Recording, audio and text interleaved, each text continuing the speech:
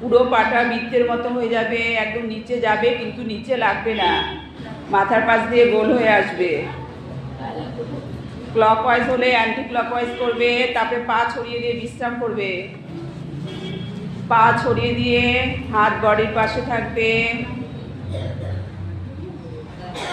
10 second count করবে মনে মনে।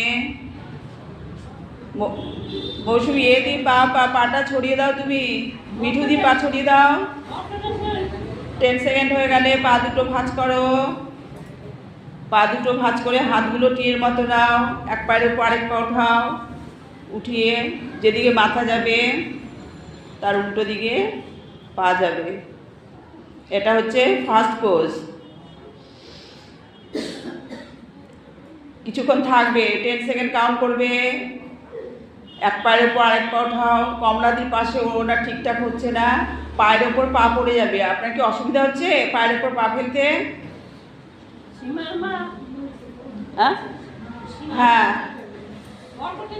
সেকেন্ড পোজটা হবে, পাটা ফাঁকা হয়ে যাবে, পা ফাঁকা হয়ে যাবে, পায়ের হিল আর পায়ের নি পড়বে।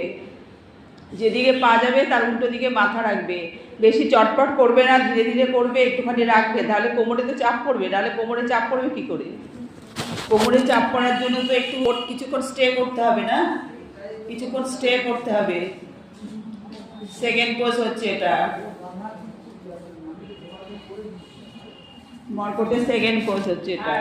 এবার থার্ড পোজ, সাবধানে করবে, কারো হাতে যেন, কারো মাথায় হাত পা যেন না লেগে যায়। একদিকে পা ফেলবে সবাই। প্রথমে সবাই বাঁদিকে পা ফেলো, হাত একই জায়গায় থাকবে, বডিটা ঘুরে পাটা হাতে চলে যাবে। বডিটা ঘুরে হাতটা চলে যাবে।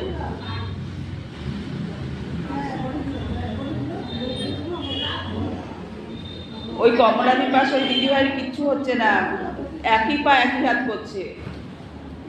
উল্টো হাতটা উল্টো পায়ে চলে যাবে, বডিটা ঘুরে যাবে পুরো। হ্যাঁ, ও পাশে দেখতে হবে, শুধু করলে হবে না, নিজেকে দেখতে হবে ঠিকঠাক।